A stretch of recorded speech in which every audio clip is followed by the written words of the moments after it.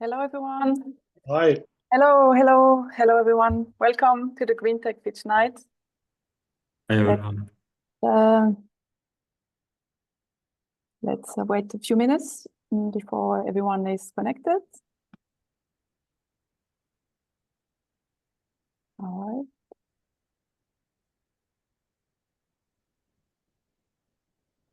right. Okay, can everyone hear me well? Yes. Yes, we can. Thank you. Okay, great. Okay, so welcome everyone. You can introduce yourselves if you want in the chat with your contact details. I will be sharing in the decks and the schedule in the chat in a little while. And so yes, my name is Mathilde, and I am event host of the Green Tech Pitch Night Startup Club. And the point of this evening to introduce. Mathilde, you're very quiet. It's very hard to hear you there. If you could, sorry, maybe. Is it better now? That's much better for me anyway. Okay. So then it's something with my microphone. So is it better now? Yeah. That's much better. Yeah. Okay, so I will just hold it like this. Okay, so yeah, I was saying that I'm a host of pitch nights, and the point of our pitch evenings is to introduce advisors and investors to selected startups during these online events.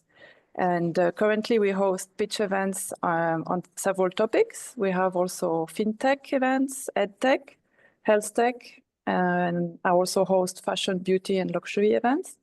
And yes, I will be sharing also links for free tickets. So you are welcome to sign up to our next events in the coming weeks. And yes, so tonight we will have 3 companies. And in this order, we will have, first one is Wizso. I don't know if I'm pronouncing it right. Yeah, Wizso, that's fine. Yeah, but it's presented by Mark Gilligan from the UK. Am I right? I'm in Belfast in Ireland here. Ireland. Okay, from Ireland. And Wizso is stopping our world from going down the toilet with the world's first water-saving tablet. So that is the first pitch tonight. The second one is called NoviOcean, and it is a groundbreaking hybrid 1 MW offshore power plant combining wave, wind, and solar power into a single efficient unit. And this company is presented by Jan Skjoldhammer.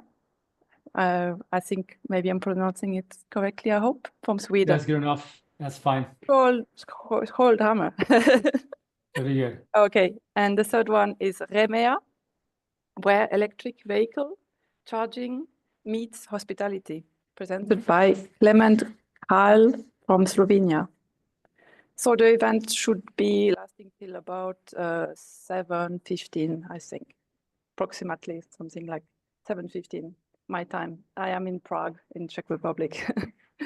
So yes, I'm looking forward to listen to these pitches and to learn more about these companies. And the format of the event is 10 minutes pitch, followed by 10 to 15 minutes feedback from the advisors. And anyone can use the chat to ask questions to the presenters or to network and so on.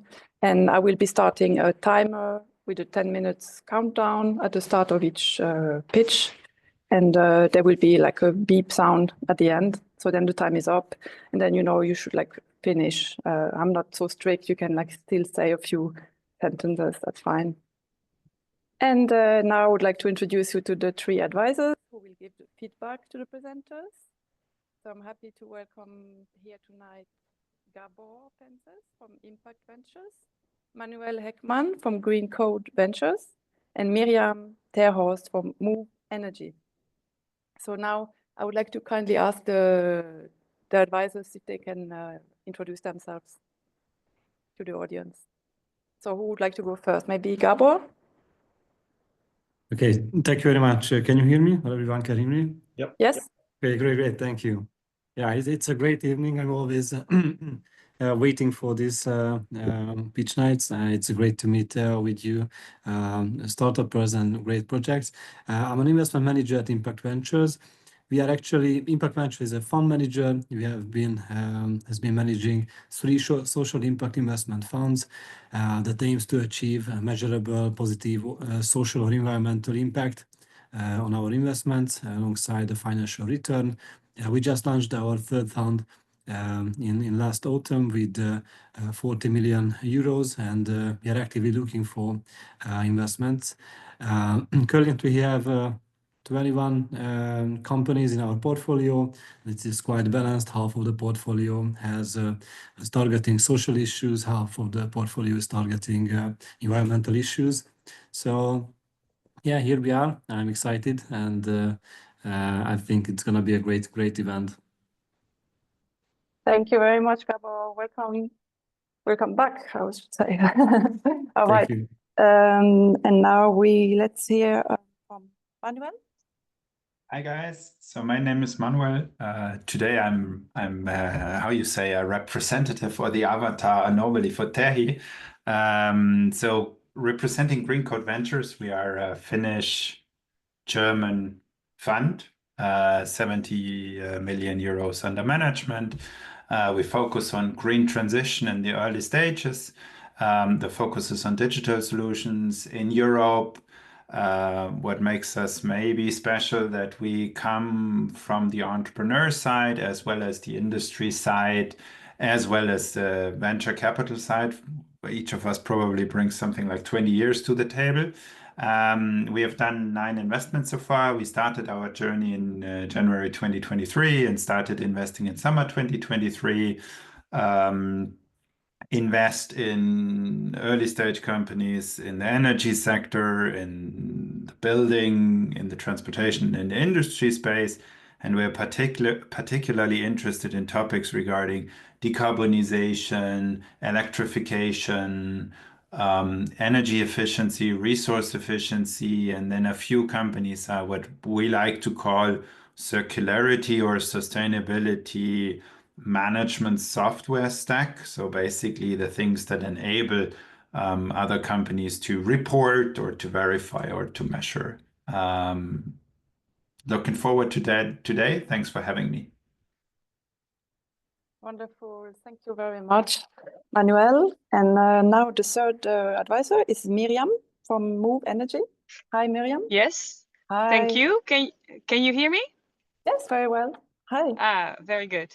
So yes, my name is Mirjam Terhorst. I'm a partner at MW Energy, and MW Energy is a recently established fund in which actually 2 previous corporate venture capital teams came together.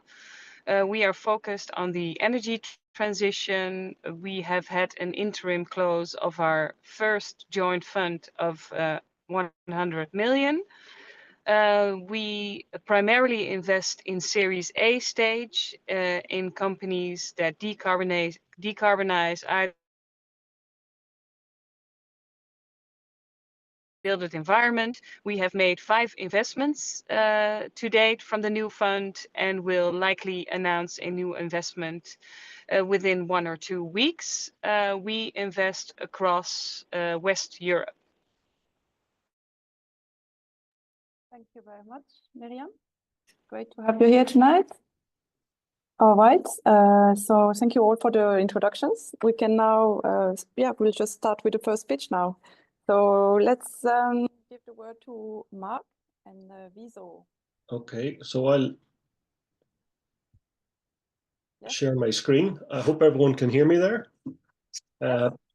Terrific to join you all. Delighted to have the opportunity. Let me change that. So Wizso is a consumer product fundamentally, and it's about targeting the world's #1 challenge, as we call it, which is the complete overuse of fresh water. And not only do we think that, but also, excuse me, being transcribed. Okay, sorry.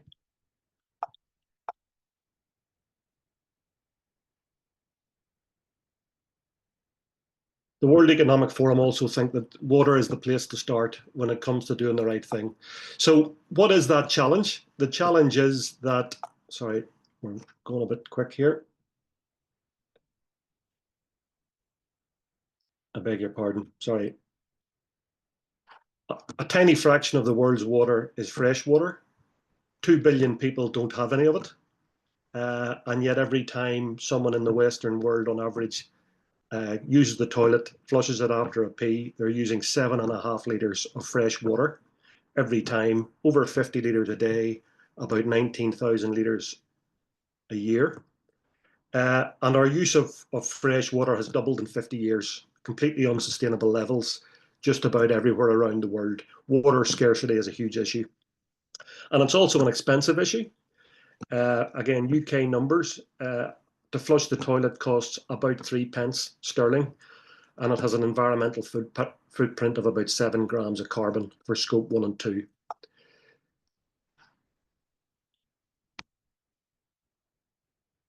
Sorry, I'm just trying to get these slides to move on for me here. So a little challenge to change everything. You know, one small change. You drop a single Wizso pellet into the toilet when you pee, you flush it, and it fizzes up, releases a color and a fragrance. You don't flush, you save the water, you reduce carbon impacts, and you have a positive impact on the environment. The carbon's a bigger issue for businesses in that it's a very calculable thing, but the money is also important in that there's a return on investment of approximately 100% every time you use Wizso and don't flush. And we'd love to connect with some of those people around the world who don't have access to fresh water by helping them in some way through our operation.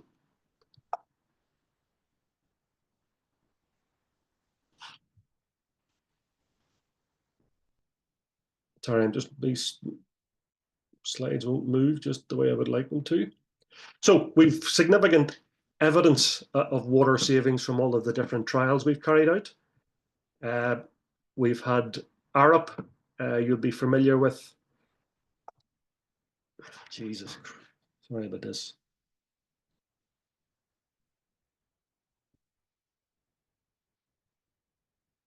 Arup have trialed Wizso for us. We've had trials with 6 different UK water companies. Scottish Water showed a saving of nearly 30%. Bidwell was an Ofwat study, showed over 50 litres per household, and also a 30 to 40% saving in a trial carried out by Southern Water. Sorry,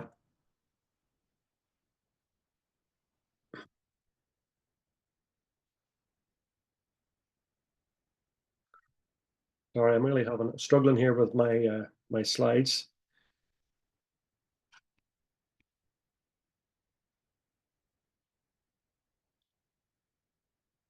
Sorry, and then our customers really like Wizso. So the people we give Wizso to get it. They find it easy to use. They completely embrace it. The bottom left answer there, it makes it easy for me to do my bit for the environment, is really encouraging for us. And people are quite conscious of water and the ability to do it. It's about behavioral change. So previously, all sorts of gadgets were relied upon, you know, aerators and flow reduction and pressure reduction things. That's how people tried to save water previously. It didn't really work, okay? So, or else you were told there was going to be a hose pipe ban. But really, Wizso's about driving behavioral change, and that's something that people get, okay? So people globally understand water scarcity. They appreciate the cost. It's a huge issue in the UK with all the water company prices going up at the minute. We've also learned, and it's no surprise, that people genuinely want to do the right thing. And Wizso makes it easy for them to do that. The benefits are very clear and easily calculable in terms of hard numbers for volume, carbon, and money. And it puts Wizso, when you put Wizso in your hand, you're actually able to take action and do something.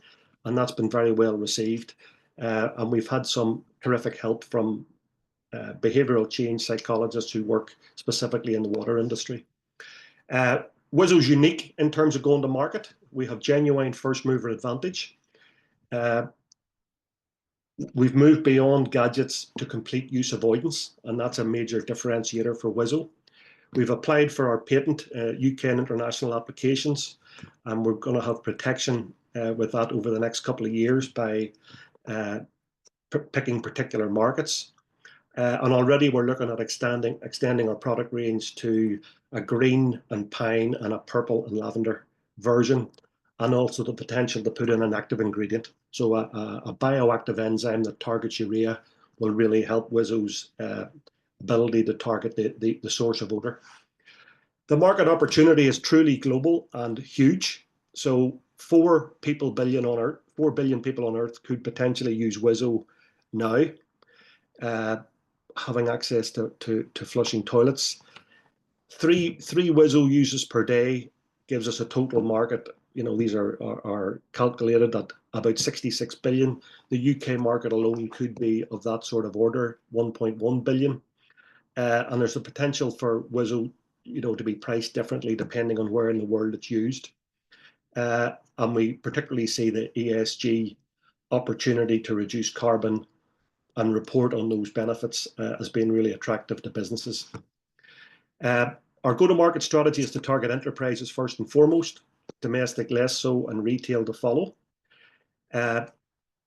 Businesses committed to net zero and sustainability with ESG obligations, which is more a legal obligation on businesses. Commercial buildings through facilities managements, and particularly the hotel hospitality industry.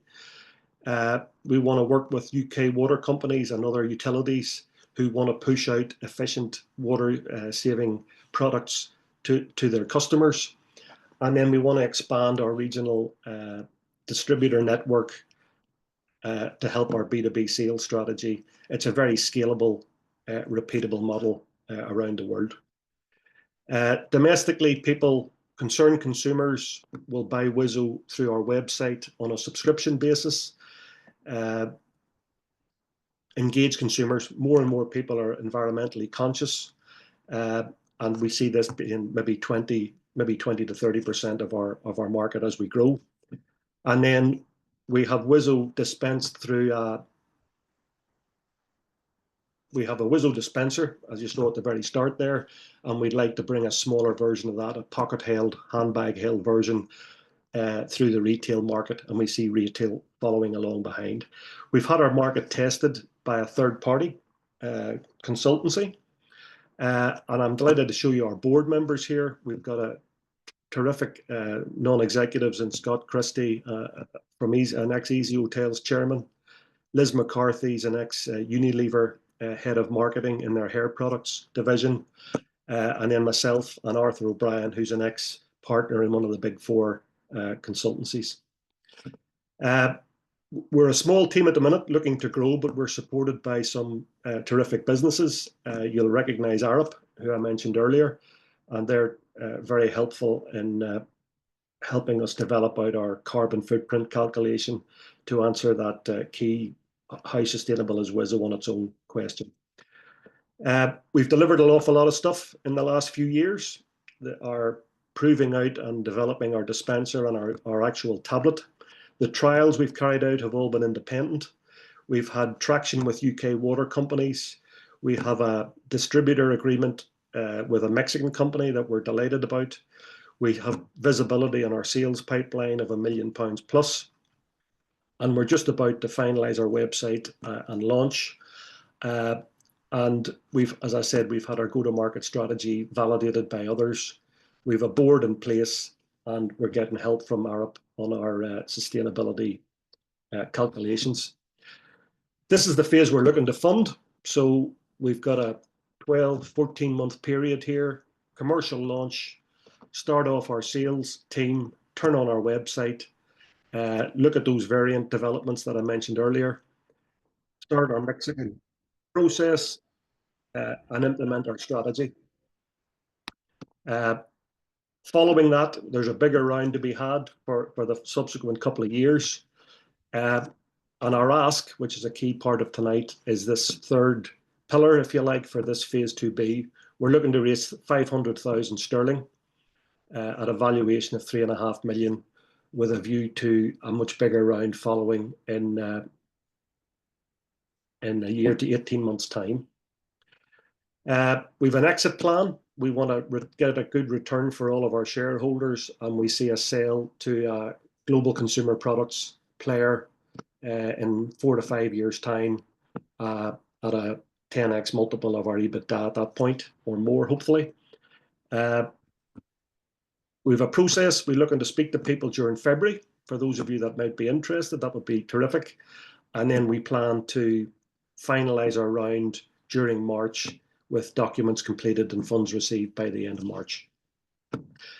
So that's Wizso. Sorry about the slide problem at the start there. I don't know, I think that was my MacBook or me maybe, but anyway, delighted to take any questions and hope that was useful. Yes, thank you very much. Wonderful. Thank you. Okay, let's hear from the advisors. Let's start with Gábor. Yeah, thank you very much. Thank you very much for presenting this solution. I've never heard something like that before. That's actually, I think it's a great idea. Can you help me with the pricing? What is the price of this solution? And was the pilots are paying pilots or Yes. or just regular trials? Okay, so all of the pilots have been paid for. So that's the only really way you can get a proper trial, Gábor, is if the other guy has some skin in the game. So we've insisted that people have paid for Wizso in the trials. And that's been quite well understood by those companies. Really, Wizso, we're pricing Wizso at half the cost of a flush. So for Okay, you, but what is the exact price of one pill? one pill's 1.5 pence. Okay, against an average cost of 3 pence in the UK. So at 1-to-1 usage, you're getting 100% return per use. What we find is that people use one Wizso for slightly more than one visit, so they're getting an even better financial return. That's come out of all of the trials. See, and do you plan to manufacture it, or do you, No. outsource the manufacturing? We've outsourced. We've partnered with a number of different companies to help us with our the manufacture of it, the packaging and the fulfillment of it. So we're not trying to build a factory or anything with the money. We want to tie into that very well developed industry of in the detergent and cleaning product industry. It's all pretty well farmed out to other manufacturers. So we have a terrific partner in that area with quite a bit of experience in tablet manufacture. Okay, great. And what is the volume that you expect to sell when you see that it's worth it? Oh yeah, so well, we think we'll do maybe 300,000 sterling in this year. We'll do maybe 750,000 next year. We have a full model, to show anyone who's particularly interested, but it grows quickly. And it grows particularly quickly when we can get our distribution network in place. So we have one contract in Mexico, and that's nearly £250,000 over 2 years.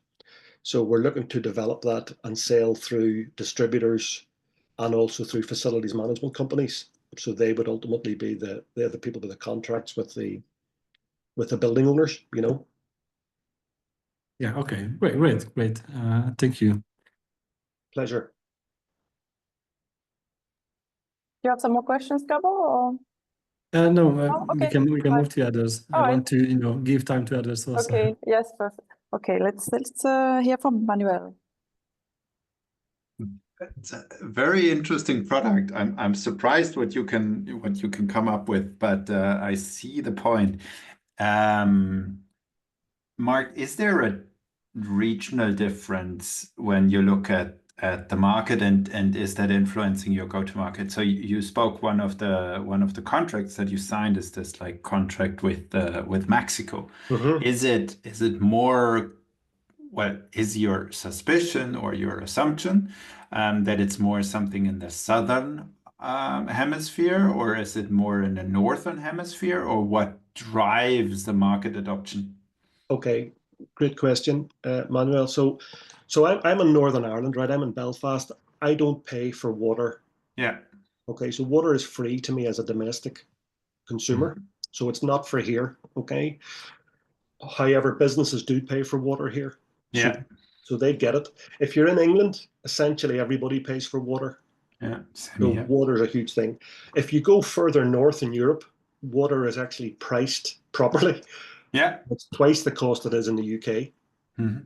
So there's a bigger opportunity, if you like, in Germany and the Nordic Scandinavian countries, if you like, because the cost is just so much higher. So there's a value pricing opportunity there. If you go west to America, the cost of water is higher than here, but the volume used per flush is nearly double. So there's a massive cost to the consumer there, but it's a much more fragmented market. Okay. If you go into the southern hemisphere, Australia, New Zealand, South Africa, Mexico, our distributor partner approached me at an event last year in London and said, listen, you wouldn't believe what the cost of water is in Mexico. We'd love to sell Wizso there as your distributor. So if you look at the numbers in that particular country, that they absolutely stand up.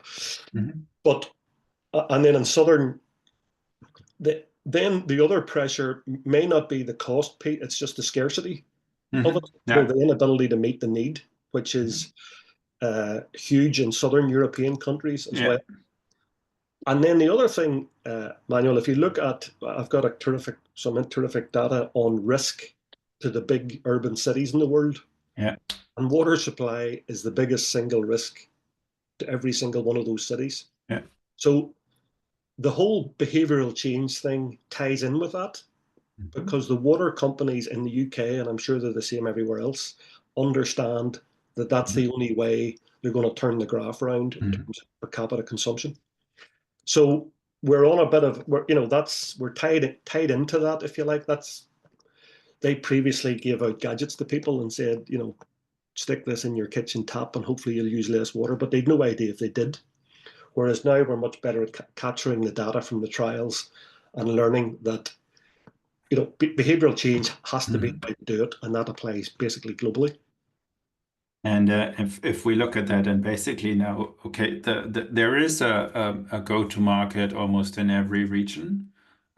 So, or an idea, how would you prioritize? Because, well, you are in the beginning, you're raising a small round, let's put it like that.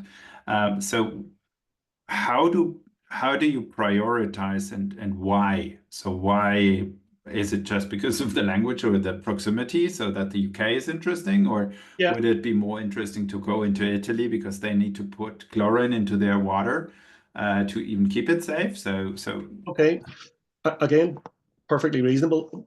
We're looking to do something closer to home because that's what we know, and the language is part of that, I suppose. And yet, obviously, you're speaking to me in your second language, which is impressive.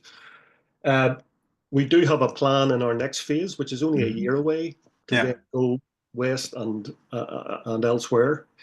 But we want to prove it out. We want to, which is what we've done. We've been we've taken our time in carrying out trials, refining our product, refining our messaging, refining our dispenser, making sure that we can deal with all of the issues. And it's only now that we're totally comfortable that we've got a go-to-market product, and I've had that sense checked by others. UK is a huge market on its own. There's 67 million people. Wouldn't be the worst place to get some traction. But we'd be very, very happy with Mexico. I was in Mexico in October on a trade mission. There's no problem in terms of shipping product there. There's a few things you have to get through.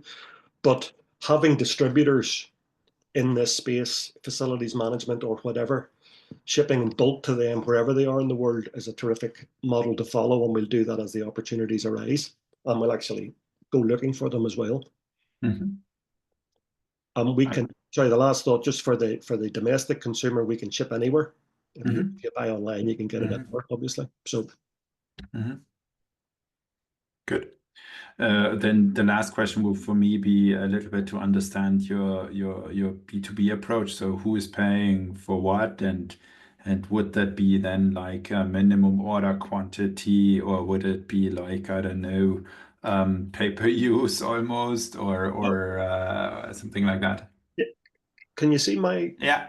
So this is our little dispenser, okay, and you can have a dispenser at home that sits on its little base, or you can have a dispenser that sits on a bracket. Yeah. You know, for cubicles, or you know, if you're at risk of it being stolen. Hotels will use this, you know, little information card. Okay, so it has a little home to sit on, and that ties in with, you know, the messaging ties in with the voice of the organization that's using it, whether it's an hotel or student accommodation or a place of work. So the beauty of it is, Manuel, is not compulsory. You know, you make it available, you use it, but every time it's used, you're getting about 100% return on what you've spent on Wizso. But some people won't use it, and that's okay. The number of people who use it will grow over time. For businesses who have engagement issues or who want to engage with their staff, there's the second step, apart from making it available at work, is to say, why don't you take Wizso home? And we'll supply it to you at home, but we'll claim the water and carbon that you and your family save because we've supplied it to you. So we think that's a real opportunity, and a couple of people have sort of picked up on that, and you know, we think that's something that we'll do following on. But you'll buy Wizso, you know, hotel will buy a dispenser for each room, and we'll buy Wizso in a certain quantity. The beauty of those is you only need to top them up once a month because they hold over 100 Wizsos. And at 2 or 3 per room per day, that's probably about the target for an hotel. But the other opportunity for hotels is the back office. The number of staff who are there, it's not just the rooms, it's actually the staff as well. And as you go up the star rating on hotels, the ratio of staff to people is actually, staff to customers is actually very high. So again, we've had some great feedback from a couple of businesses, particularly in Mexico, actually, who absolutely see that. If you turn on the tap and water doesn't come out, it's an issue for you, and you get it very quickly. So, for Western Europe, we haven't necessarily had that problem as much, but it's coming, you know. Yeah. Thank you. Thank you, Manuel. Thank you. And now let's hear Mirjam's questions and feedback. Yes, thank you for the presentation. Very interesting.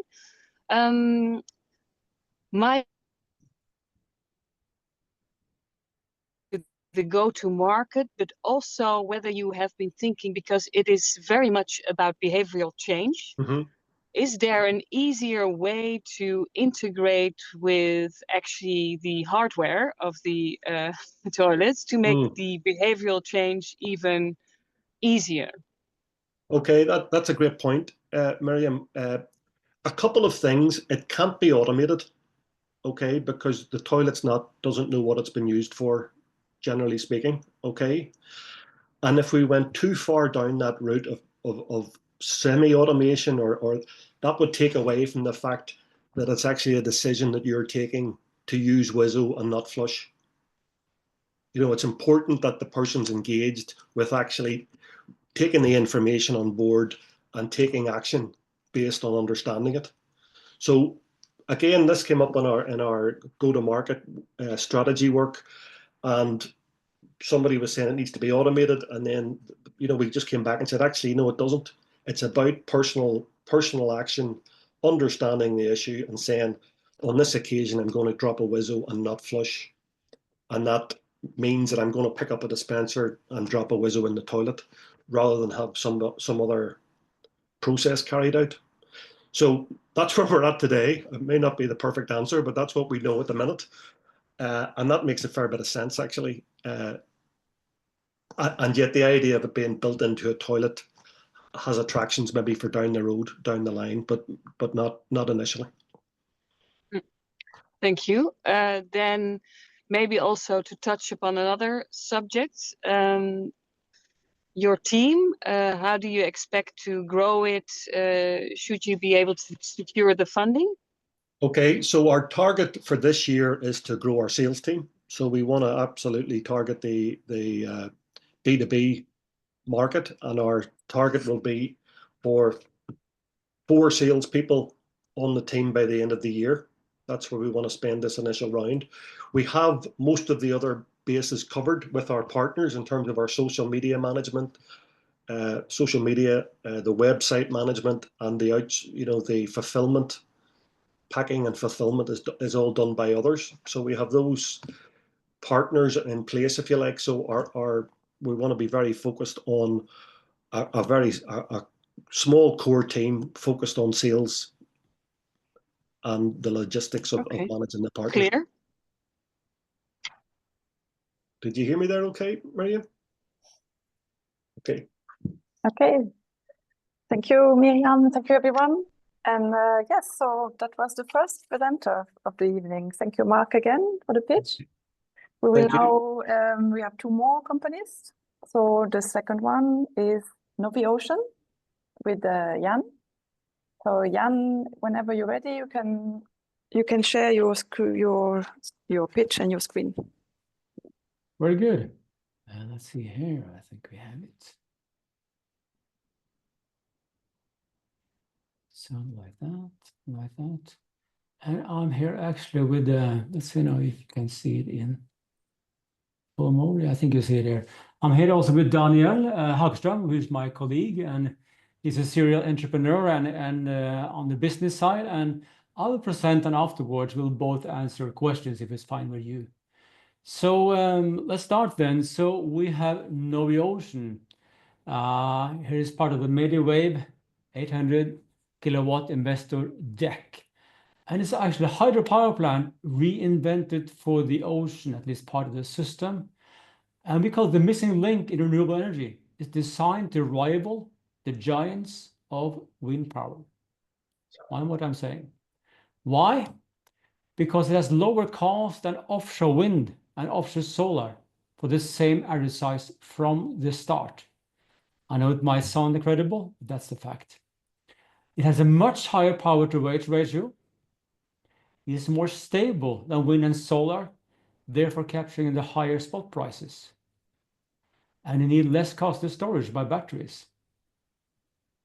Can be closer to land because it's less visible, no noise, therefore have a shorter subsea cable, which also lowers the cost. Less visible, no noise, no harm to sea life or birds, and it can both use electricity and fresh water by desalination. And there's an option for onboard battery storage, for instance, for smaller islands wanting to have all in one package.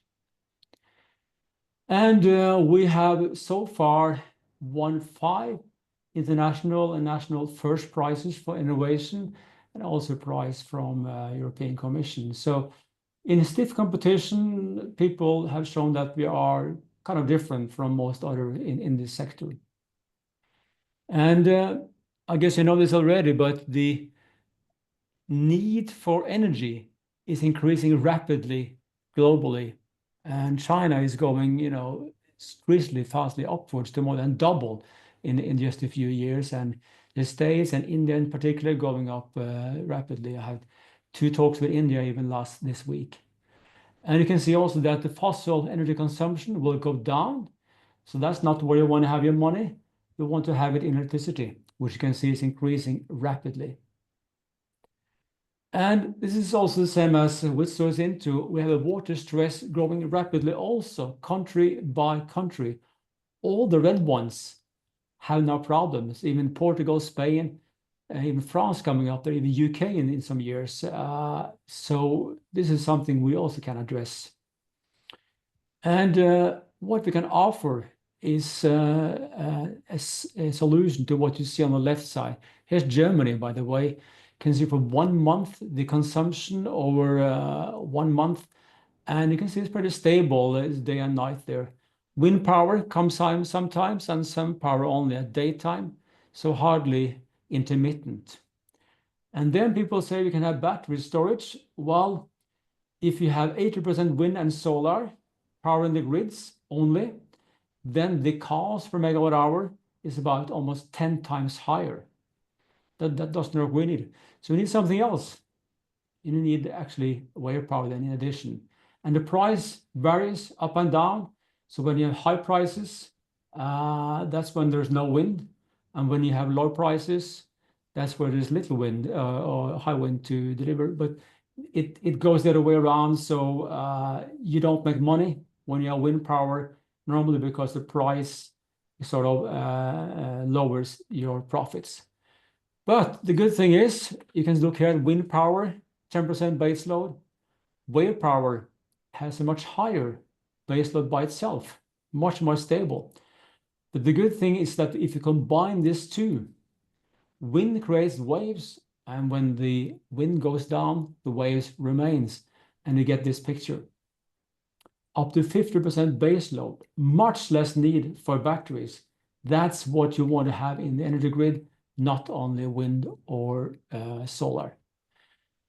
And the market, well, everything you see here, which is blue, green, and or let's say lighter blue and green and yellow, is basically where we can be. All these coastlines, basically all around the world, is a market for what we do. This one is the one we have tested at KTH University for 3 years, in wave tanks in the UK and France for 6 weeks, offshore outside of Stockholm for 14 months, all validated. The numbers are matching the simulations and etc.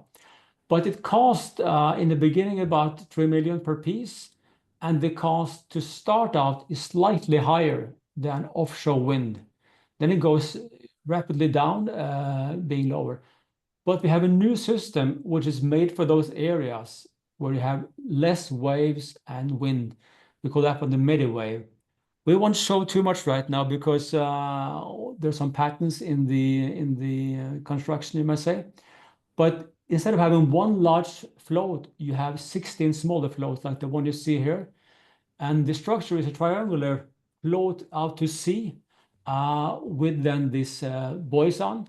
They create 20 kilowatt. On the rear, we have vertical axis wind turbines, like you see behind me here as well, 250 kilowatt, and 1,000 square meters of solar panels on top, 200 kilowatt. Altogether, more than 800 kilowatt per unit.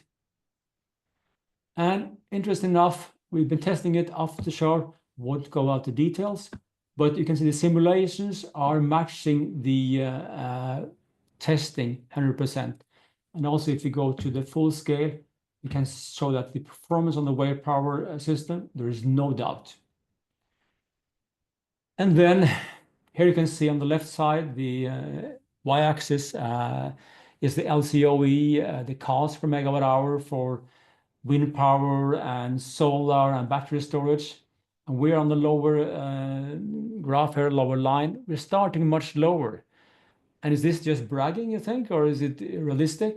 Well, it is, because the weight is 1/3 of fixed-based wind power in relation to the output, and it's 1/9 versus floating wind, much less part, much less complex. So therefore, we can beat wind power offshore from day one, even if it sounds incredible.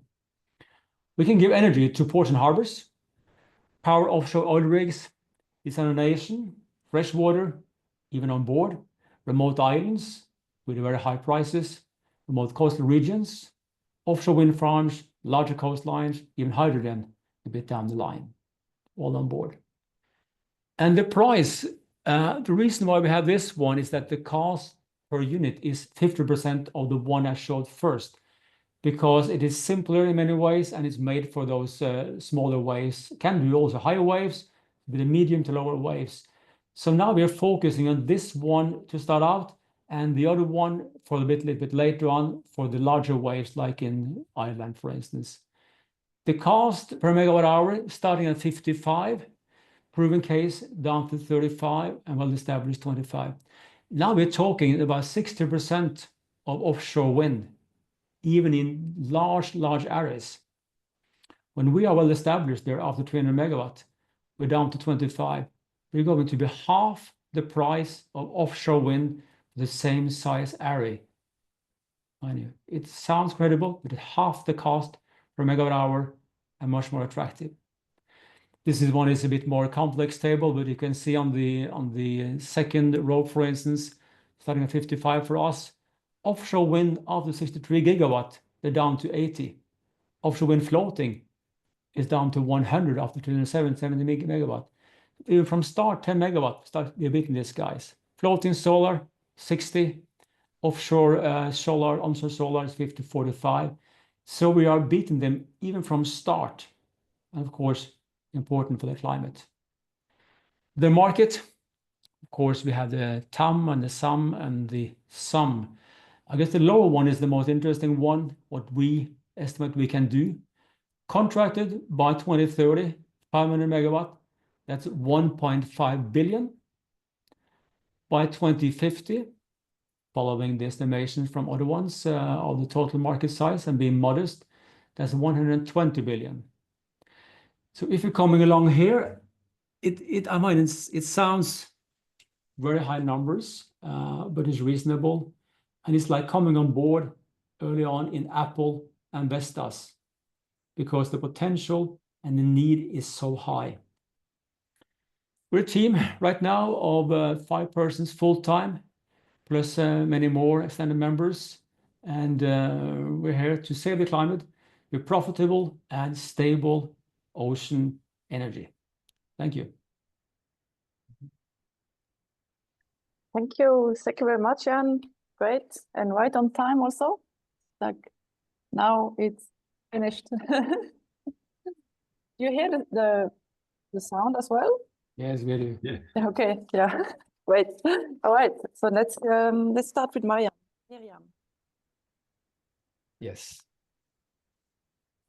Now we can't hear you, Matilda.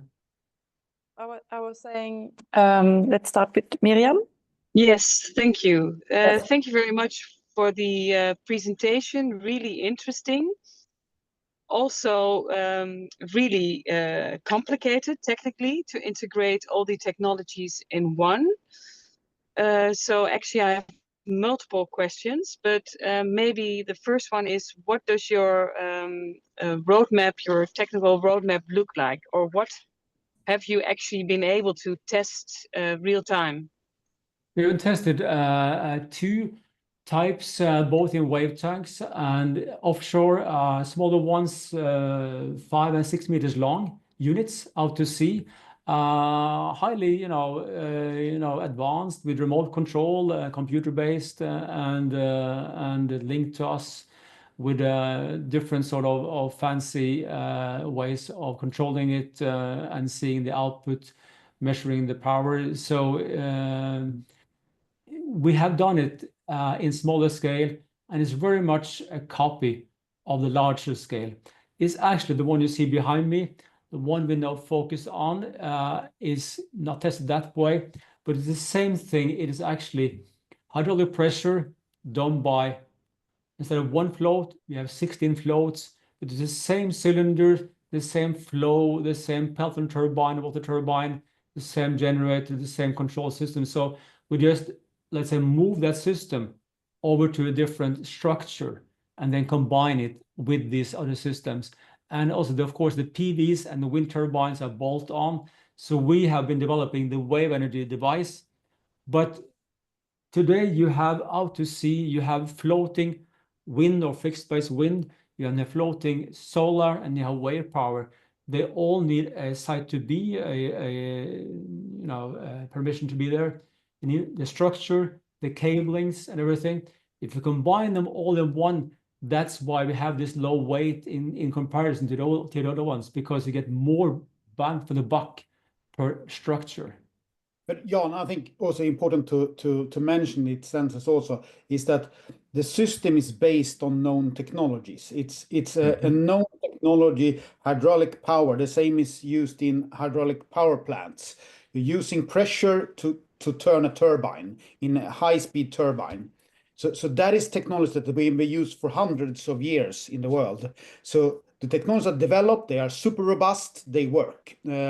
So this is one of the key things, that the components in the systems are scaled up. We can get access to thousands of turbines quick if we want to, because we just buy them off the shelf. So it's another way of using a turbine. And I think that is a little bit of the uniqueness as well. And one of the big advantages of our system and one of the goals with it. prove that the technology works. Now it's time to scale it up. And by using known technology, we can scale up fast. It's just building like building a ship. You're building a float, you install the components, and then you have the systems to go. And that makes it quite unique that we can scale this up fast and we can do it extremely cost efficient. Maybe that's a nice bridge, being able to scale fast. Could you elaborate a little bit on the commercial traction that you have obtained to date? Yeah, maybe I can mention a little bit. We are looking for a strategy how to be able to scale, and in that sense, we want to, of course, get into the right projects around the world, and we need to find partners in those parts of the world. Scaling up NoviOcean by ourselves will be the hardest part, the organizational scale up of us. But the actual building of systems we can do with shipyards around the world. So we have now looked into, pretty much dividing the world into 3 regions: North and South America, Europe and Africa, and Asia Pacific, where we have projects going on, project discussions in both in Europe, in South Africa.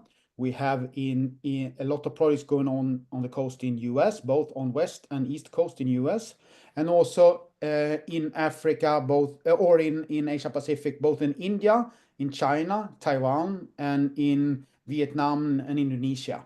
So there is several project discussions ongoing. Where the first one will be, we don't really know yet. That's the kind of phase we're in right now to find, but we want to find a project in each region where we go with the technology and with a partner to produce for that region. And out of that, then scale up each region for this. I might follow up a little bit there. We're looking now for about 1.5 million only to build the first full-scale system with some reduced components just to make it cheaper. And that, from we have the funding, will be in the water in less than 1 year. Then we will take it around to display it, tow it around actually to different cities and coastal regions to show how it works. We will have on board media and investors and of course, governmental agencies to see how it works. It's going to be interesting trip. Also, of course, if you come along as investor, you're also welcome on board. And it's the best showcase you can have. Show it out to sea. Show the performance of the wind turbines, the wave floats, and the solars, and demonstrate it. That is only 1.5 million.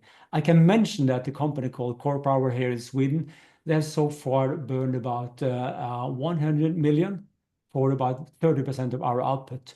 And they are probably the most well-known globally. And we are a bit, let's say, more efficient. Good to know. Thank you. Thank you, Mirjam. And now let's move to Manuel's feedback.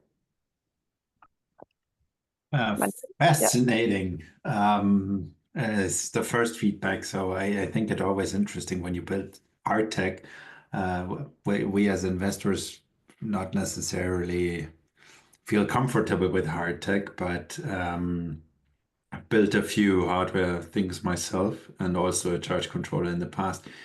What would it take you, or like I think maybe part of the question was answered, but I would really like to be interested in, so what needs to be done to get it to scale? And it maybe also follows along this commercial traction to a certain extent. Who is going to pay for it? So like who do you envision when you reach out and you think about these coastal region? Who has an interest in your solution? Like who would be the first customers, trial customers now when you think about this first site that you would show around? Let's have you thinking first, Daniel. We have been in dialogues with a combination of customers. It's basically governmental agencies like in India, talking to regions, then to Goa now and Kerala even today. And then in South Africa has been, customers along the coastline, companies using energy because you have power cuts daily on many places regionally, and they have to have a diesel backup and all that stuff. And of course, the waves are coming constantly, and wind as well, and solar as well, so you know what you have. So that's one use, and it can be cheaper than what we buy from the grid. It can be half the cost or less by having their own separate system. It can also be that several companies going together, or smaller cities going together as well. And then you have the model. You can have, of course, you buy the thing, run it yourself with our support, like a turnkey solution, or you can have the build, own, operate, and then transfer it to someone else. We run it for a while, then go over, and then you have, of course, once we get going and have some capital, the energy as a service is very interesting, because smaller islands, which very often pay 3 to 4 times what you pay in Germany per kilowatt hour, they don't have so much funding available for capex, but they're paying vast amount of euros for the energy they consume. And also, touristic islands not running on diesel, they want to be green as well. So all this one, so energy as a service, I think, is the final stage. We're starting out with a build, own, operate, transfer, and then also some turnkeys. Also, we're talking to the Middle East quite a bit, and those guys have some good funding as well, like Heckmann and those. So they're also very interested. Yes. Two further questions. So the first one was like, Daniel, you're muted. Oh, Daniel. sorry. Sorry, I'm just going to add, it's the same as what have happened years ago in the wind industry. Yeah. Vestas and Gamesa and so on, how they have their different business models to go out to the market with this. The big difference is the initial cost. It's much lower initial cost to get a system of ours into production than with an offshore wind farm from Gamesa, for example. But I also want to add, one of the big benefits of creating a hydraulic pressure is that we can use the hydraulic pressure, of course, to produce electricity, but we can also use the hydraulic pressure to produce clean drinking water with reverse osmosis filter. And this is something making it extremely unique. We can then also produce electricity when electricity use is high, and when it's not high, we produce water instead. And a lot of areas of the world, you have that kind of need. A lot of electricity goes to produce water. For example, islands like in the Maldives, you have coastal areas. We have one of the customers we are in deep discussion with in South Africa is an abalone farm. They are using a lot of the electricity to produce clean water for their abalone farms. And they're using, what was it, John, 3 megawatt in energy. Constantly. We can provide that constant clean water for them, extremely cost efficient, by using the energy of the waves. Two small questions. So the one is, I think you mentioned, so the perfect wave level is medium, if I got it right. Yeah. So as an avid surfer, that means what, like 3-meter waves or something like that? It's not your waves, Manuel, because we want to be out to sea. Yeah. Deep sea waves, which are more regular ones. So the green waves. I'm also a surfer. I have lived in South Africa, and I'm so glad about working with this project now, because the areas where we are with this, that's where when these waves get to the shore, that's when that's when you go. So, and then the last question, and then Daniel, that goes maybe a little bit towards you, because you said it. So you are using established technologies or like proven technologies. How much of what you are building is patentable and protectable? So that, I think, in your case is something that maybe becomes very important to say, like, how do you preserve your competitive advantage? And I think part is because the way you combine technologies. So is that patentable, and how would you approach that? Yes, for the first system, we have actually 3 separate patents, 3 families. Yeah. We have those patents in 20 countries. Okay. In total of 52 approved patents in those 20 countries. But the new one, we haven't patented yet. We will be filing some. At least 2 patents are available for that one right now. That's why I didn't show you so much. But Yeah. the ones of you coming back to me for the serious discussions, of course, we will show you more. Yeah. But right now, this is enough. So Totally of course, cool. we have all the data. Just shortly also back to the waves. We can tell waves up to 30 meters on the one behind me, and waves up to 15 meters on the newer model or the secondary model. The sweet spot for the one behind me is waves from 1 to 3 meters, or 4 meters perhaps. The secondary model is waves from half a meter up to about 3 meters. So that is the range which are very common in many areas. Wind speeds from about 3 meters per second and upwards. And of course, the more sun, the better. Just shortly, yeah. Thank you. Thank you, Manuel.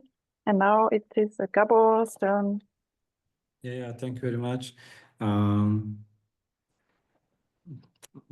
I've seen some solutions that are similar to you, and I think, and based on some research, I see that this is a kind of a known issue that that wave energy can have a great potential, but actually a lot of projects failed in this field.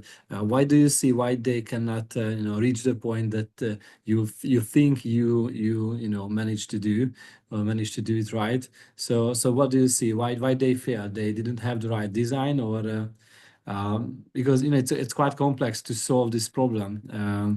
It's quite capex heavy, and also it's quite expensive to maintain it. So why do you think your solution is gonna survive? Very good. I can talk for 1 hour about that, but I'll make it a bit shorter.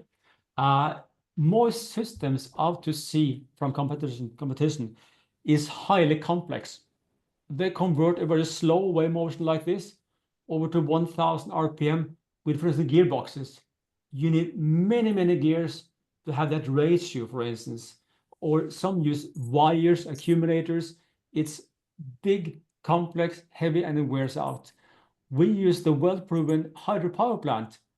Up in the mountains, you have a dam, and down there you have a tube going down perhaps 500 meters to give you 50 bars of pressure.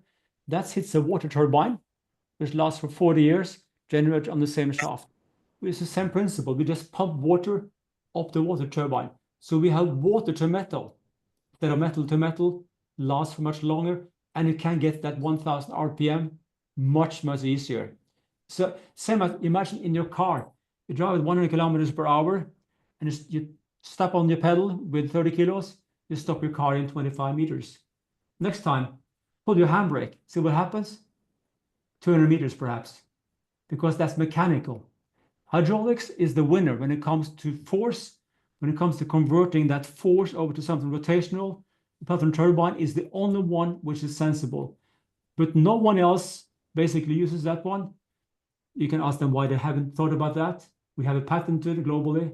That's the way you'd use it. But so many have this fixed idea, they come up with something, and it doesn't work because they have started in the wrong sector. We have proven by our simulations and tests, it matches. There's no doubt about the performance, and it's much higher than anyone else out there for a much lower cost. And of course, if you're anyone you want to talk later on, we can go much deeper into this question and of course explain much more about the competition, the benchmarking, etc., etc. I see. Okay, thank you very much. Another question is that how many grants, how much grant do you use currently, or do you have grant applications? Because from my perspective, it's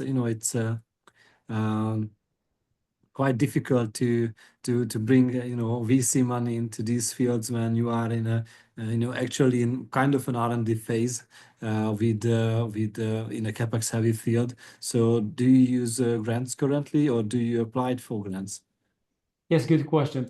Let me first start into one thing.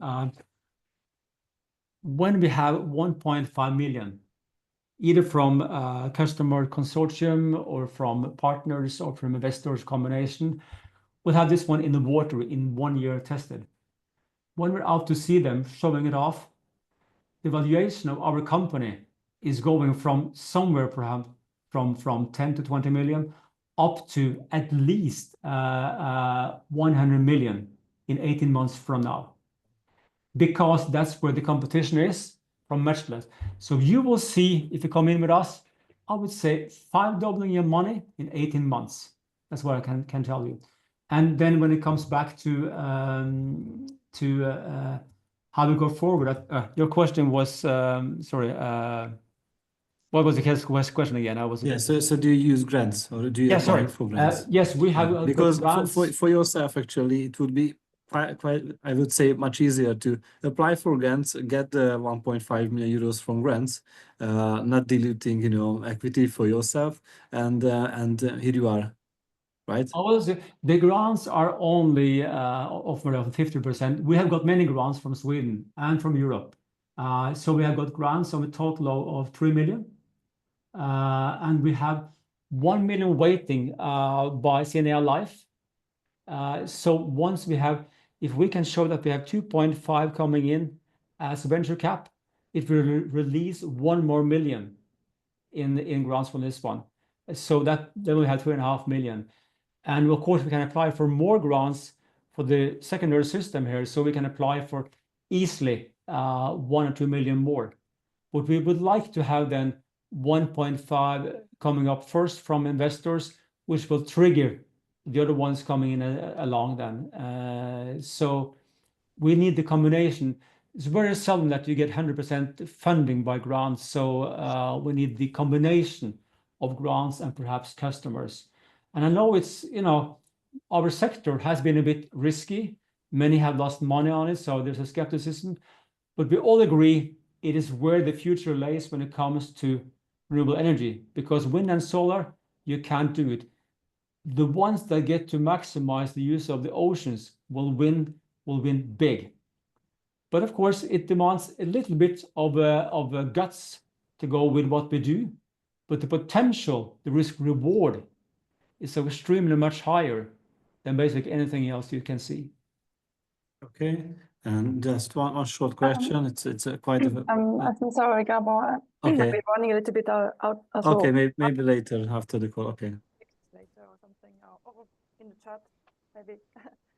We need to move to the third presenter now. Okay, I see. Thank you. It's the company Remea with Klement as a presenter. So Klement. Thank you. Thank you for introduction. If anyone wants to connect, I'll share my LinkedIn profile. I will share my screen right now. I have 2 presentations, one a shorter one and one a bit, but I will start with a simpler one. Just tell me if you see my screen. Yes. Yes. And maybe before I start, I think now we have Zoom, we don't have a Teams. Please just thumbs up like that if someone of you has or has been driving an electric vehicle and has troubles charging, just thumbs up. And has probably also a lot of you are regularly staying to hotels, right? So what are we doing with Remea? We entered, to summary, the EV charging. We built our platform. As you probably know, it's been quite a red ocean market. And where we kind of find a niche, we find a niche into providing EV charging platform solution to the hotels. So basically from easy management, monetization, then to complete automation. And where is the challenge or what we want to do? So we've gained some real traction. We have quite a lot of customers in the region, basically Middle Europe. We are in Austria, Slovenia, Croatia, south of Germany. Now we opened 2 new markets, so the States, and actually I'm in Dubai today. So we got our first customer in Dubai today.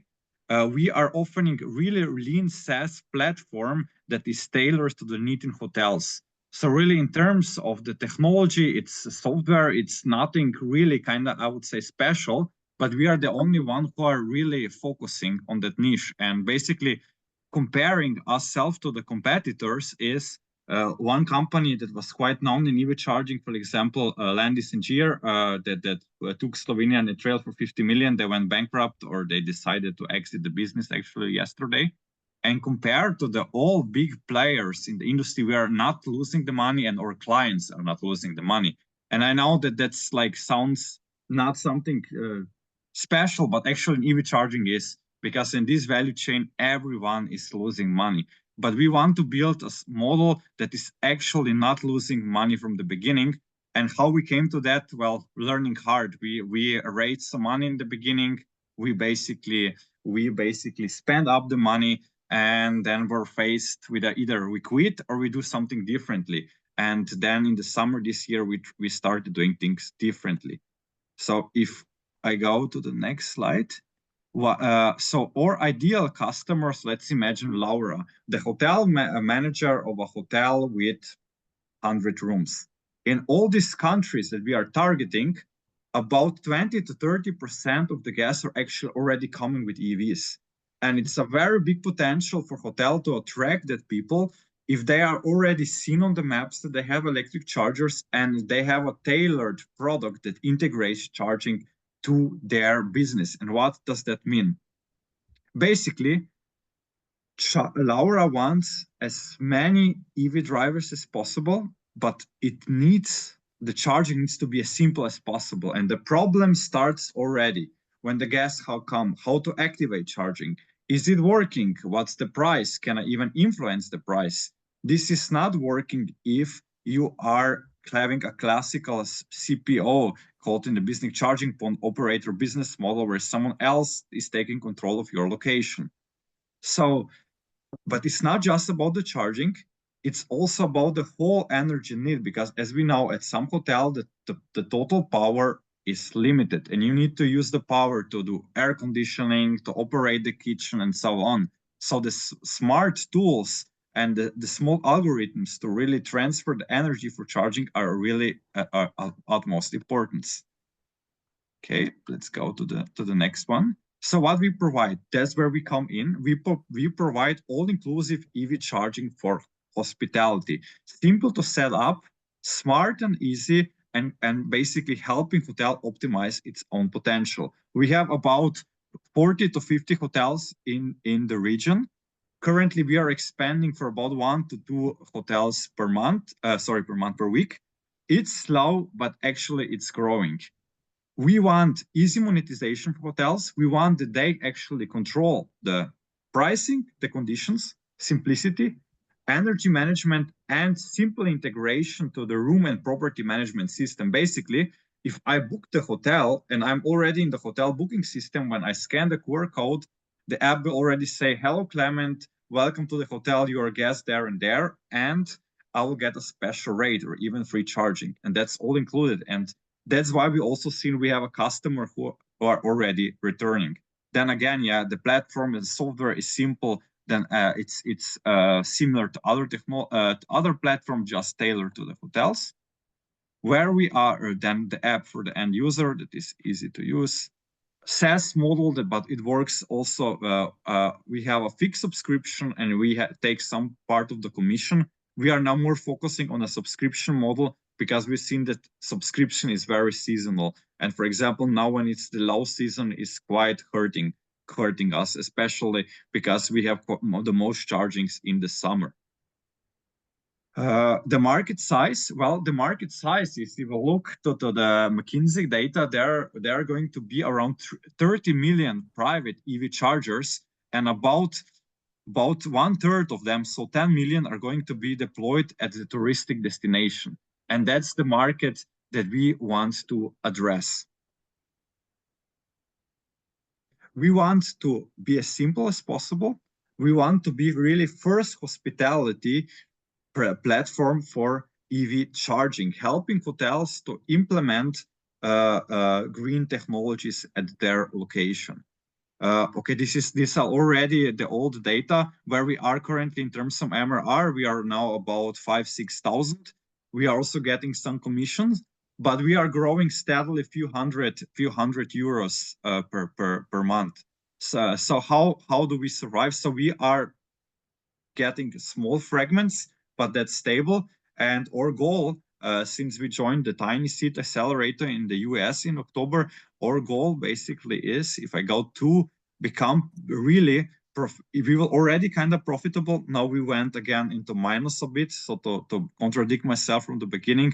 But we are basically having a very good performance in terms of what we invest. and we want to make around 500,000 revenue next end of next year, and already more than around 1 million and something EBITDA 1 year later, which it's small, but it's very interesting for this kind of the market, since we are very niche specialized. And we are currently, that's again the old, because we already raised additional 150K, so we are now actually not needed additional funds to scale up, but we might be open somewhere next year for additional 250 to 300K to help us expand a bit more, especially when entering new markets where we are now kind of limited in the personnel. That's the hotel. And if I go to the other presentation that is more general, so where we are, that's in terms of the revenue. We were doing direct B2B sales, but now we already started getting some partners. We have around 500 regular monthly users that I haven't mentioned before because we are still not monetizing the users. So we know there is some money on the table that we are using. We have around 250 charging sockets at the hotel, but we plan this again. Sorry, this is from the last year. We plan to have 1,000 this year. The business model, basically, we have a subscription for the hotels, and we take some of the commission. And currently, as I said, we started doing B2B sales directly to the hotels. Then we found the resellers, and we also work in a kind of automated ways in order for IT of the bigger hotels to be able to set up the charges by themselves. But I think that's still quite too far. There is something that we want to do in the future. That'll be all from my side. Thank you very much. Great. Let's move to the feedback. And let's start with Gábor. Yeah, thank you very much for the presentation. My question is that if a hotel does have a kind of a solution, why would they change to your solution? Yes, that happened actually already a lot of times. Why they do? Usually what the hotels already have, they have a solution from some utility company. Like in any country, there are usually the electricity providers who bought the software. They have a white label solution from these big players. There is Sampeco, there is Monta, there was a Trail, and I think there is one more. But what happened? These companies, they had the idea that the charging infrastructure will first of all be scaled by public utility companies, and that utility companies will actually scale up and build up the charging infrastructure. But what did happen? We all know what happens when the states take care of something, or the state-owned companies. They built unreliable chargers that were not working, and they didn't give hotel any flexibility. So for example, the car was full, and then the guest got the penalty of 100 euros or 200 because they left a car at the charger. Also, there was no integration. For example, when a guest, because a lot of end users, so the customers, for example, let's say in Croatia and Slovenia, are German tourists who are at that location for first time. They came for a holiday, and then they need to have a card, the RFD card or a special registration that they can use the charger. We eliminate that, and it's first of all simpler for the end user, and it's also better for the hotel. And also we have a lot of hotels who, for example, got a lot of complaints about the charging they could not even influence, and that's why it then switched to us. I see. Okay, and what's the average charging station per hotel? So yeah, I would say our ideal customers has, just that you remember, has around four charger. Bigger location have 8. For example, we have a Postojna cave in Slovenia. It's a very well-known location. It has around 8 chargers. For example, now even if I look in Dubai here, the big hotels, they have like 12 to 14 chargers. So it's still something that is in development, but also the hotels we are targeting, we have quite very well profile. We are usually not targeting very big chains or like a very big hotels, because then it's enterprise sales. And for us as a small company with 5 people, we cannot afford the enterprise sales cycles and the complexity. Okay, and how many paying customers do you have currently? We have, let's say, around between 40 and 50. I think it's like 45, 46 paying customers, meaning hotels. Okay. Great. What do you see? What's the the key recipe or the success recipe in this field in sales? Because you also mentioned that it is a red ocean market. So many players fighting in this field. So what would be the recipe that What I believe and what I'm kind of following, it's really getting a competitive advantage to the vertical integration. Basically, we are cooperating with 2-3 providers of the room or property management system, who they're called, and we've done really good integration of them, and we help each other. For example, when they sell a room management system, they also tell you now, guys, you would need chargers, you need to integrate them into your process. Or we say as a Remea, we get customer, we have partners for that. That's one thing. And we are currently aware, for the guys who presented before us, we are not going to be 100 million company. That's not even the goal. But our goal is really to become, I don't know, 10 or 200 million company that is really that expert in that field, that either stays or gets acquired by some company who is developing solution in that space. Can be building automation, energy management, or from hospitality. That's how I see the way for us to go. I see. Okay. Thank you very much. Thank you very much for your answers. Thank you. Yeah, I'm gonna give, yeah. Yep. All right, Manuel. Super interesting. A few things come to my mind. The first one might be, and Gábor, I think, was hinting at it a little bit. How do you, are you predefined with a certain infrastructure, or can you use only certain chargers, or is it in a way that you basically, whatever they have already installed, whatever they want to choose, they can use, and you basically just connect via OCPP to the charger? Exactly. We work like that. We take any OCPP charger that has. We have also some preferred chargers. We have 2 ways how we sell. Either we go to the already existing chargers, they have a free charging, or already some competitor solution, or now we already have some channels which are basically electrical installation companies who are then selling chargers, and we help them create the material to kind of encourage them to sell. That was these 8 sales partners that I was kind of mentioning, that then they sell charges directly to hotel, and they also sell us to basically as a software with us. But we have also that model in order to have that satisfaction, that even when they do that, there's also someone from our sales team who always talks with the customer, just to really make sure that the customer gets good onboarding. And yeah, it's a lot of work. It's hardware, and chargers are making scalability slow. We are perfectly aware. We can only open the markets. For example, the US, we got that tiny seed fund, but there we don't have any actually good connections because they didn't have time to provide. Why have we decided to open now, for example, the Emirates market?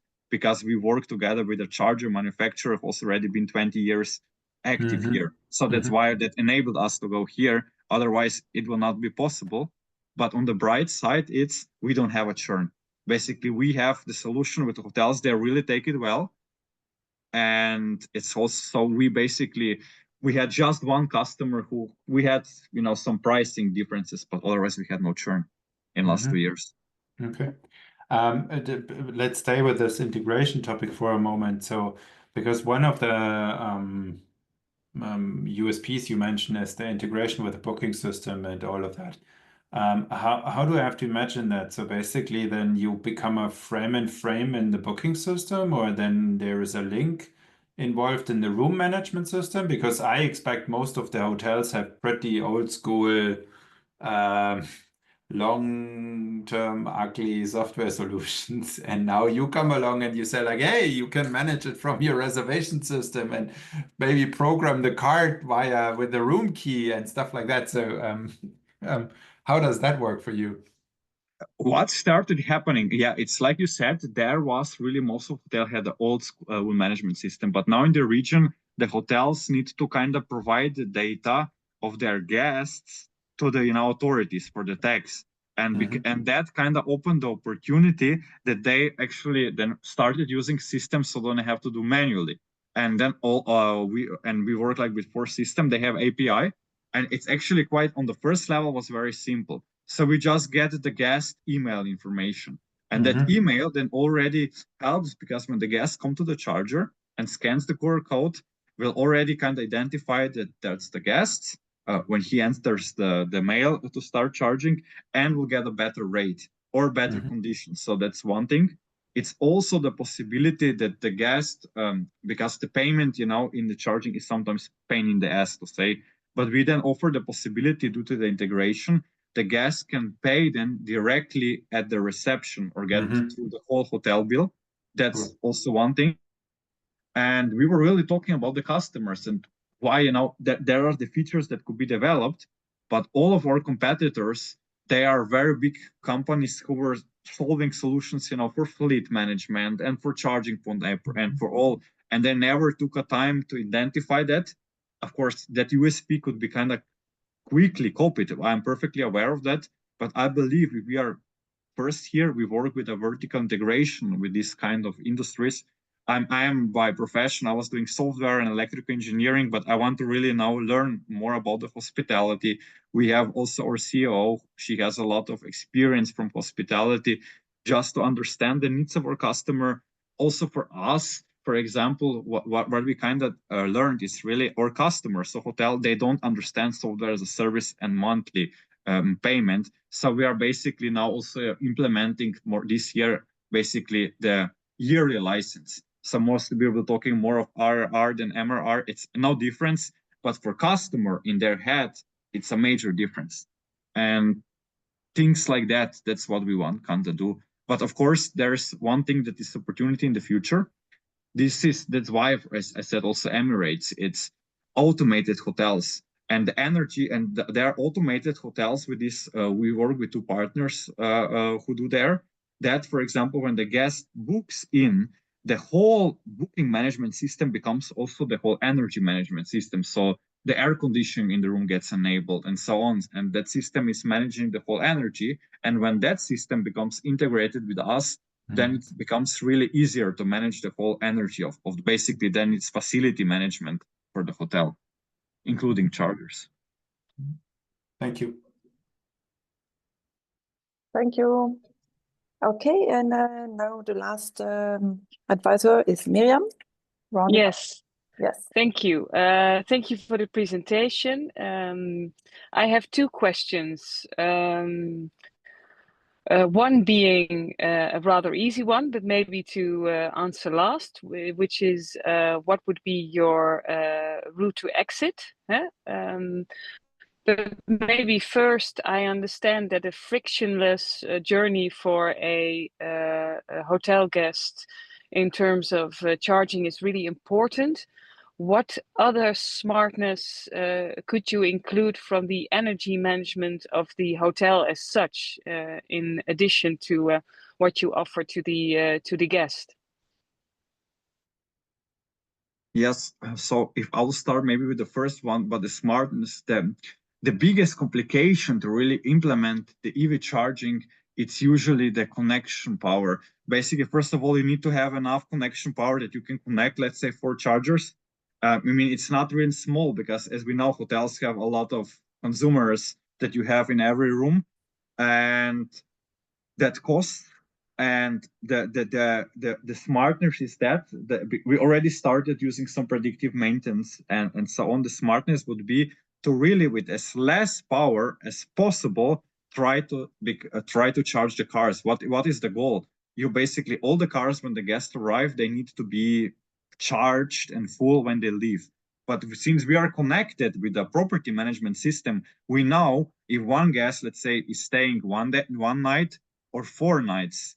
And when we get the data also, because we have already some reoccurring customers that are returning, we also see the habits. Is that a business guest? Is that the guest on the weekend? And depending on those habits of the users, we could do the power management of the car. And that will help really reduce the bills we already calculate for a lot for the hotels, because they will not need to increase. Because, for example, with our partners, electrical installation companies, we talk also what is the pain for them. The pain for them is, of course, they want to sell as much hardware as they can. But the problem is always, if the hotel gets 8 chargers, that's, let's say, that's 88 kilowatt. And, you know, for 88 kilowatt, you need to pay a few thousand euros every month just for the connection power. I'm not even counting the energy.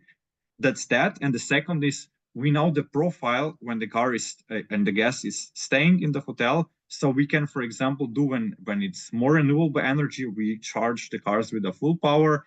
And then when there is, for example, when they're like, you know, early in the morning, when you have these peaks of energy, then we reduce or even stop charging. And that's kind of some. Would you? Sorry? Yeah. Would you then ask the guest what his travel profile during his stay would be? Whether he will be making a day trip somewhere, or would that have to be entered into the app? We were thinking about that. There's some user interviews. I think that's going to be too complicated. So the idea would be either we will do the guest, they could choose like, I want to charge as fast as possible, I don't care, or otherwise we would need to predict that. And of course, we might make sometimes a mistake, but let's say we need to be 90% certain that we won't. That's the idea. But we want to keep it simple. The user don't want to enter a lot of information. It frustrates them. So there's still features that you want to add to the. Yes. Yeah. Yes. And to your last question also, that I think was the question before, the exit would be then to some facility management solution company, or to some energy concern, or even to some kind of our biggest competitor, because then we can be a really, let's say, a part of the portfolio that is really a specialized solution for hospitality charging that gets integrated into, let's say, the whole platform, or to some facility management solution for hotels. That's where I see the exit.